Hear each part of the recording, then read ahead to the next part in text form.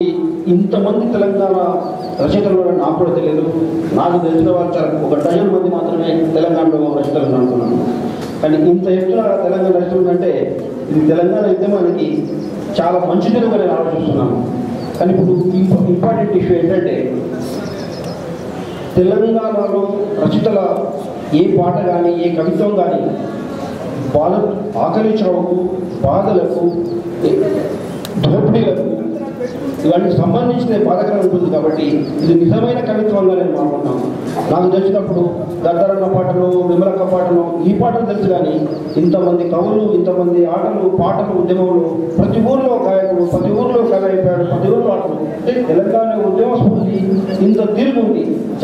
జాతీయ పోరాటంలో జనగణమన వందే మాత్రం లాగా ఈరోజు అందశ్రీ గారి జయదే తెలంగాణ పూర్వ తెలంగాణ ఎన్నో పాటలతో ఉద్యమిస్తున్నాం.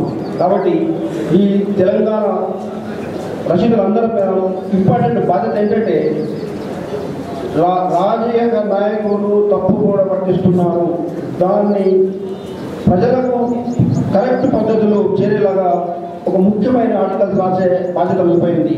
ఎందుకంటే ఈరోజు ఒక ఆయన డిక్లరేషన్ అంటున్నాడు, ఒక ఆయన ఏదో అంటున్నాడు, అదే ఒక ఆయన విద్యుత్ కొరకు కొట్లాడుతున్నాడు. ఎందుకంటే మన ఉద్యమాన్ని డైవర్ట్ చేయడానికి తప్ప మన మైండ్ డైవర్ట్ చేసి ఉద్యమాన్ని పక్కన ఉంచడానికి ట్రై చేస్తున్నారు. కాబట్టి వారికి సరైన బుద్ధి చెప్పే విధంగా మీరు మీ కళాన్ని యూజ్ చేసి ఉద్యమానికి తోడ్పడాలని చెప్తూ నాకు అవకాశం ఇచ్చిన గౌరవ గారికి చెప్తున్నాం. జై తెలంగాణ.